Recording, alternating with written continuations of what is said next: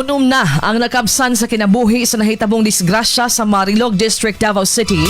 Alas 10 sa buntag atong Sabado, April 11, 2026. Diin mibangga ang usa ka 10-wheeler truck sa barangay Gym. Sumala ni Alanon Din Ipong Sali sa Sambunutan Youth Organization nga nadugang sa ihap sa namatay ang 71 anyos nga si Jose Faustino Gonce. Kinsa namatay samtang ginatambalan sa Southern Philippines Medical Center kun SPMC. Samtang sa official report sa Davao City Police Office, sa unom ka fatalities, 5 niini ang died on the spot nga gilangkuban sa driver, 2 ka helpers ug 3 ka bystanders.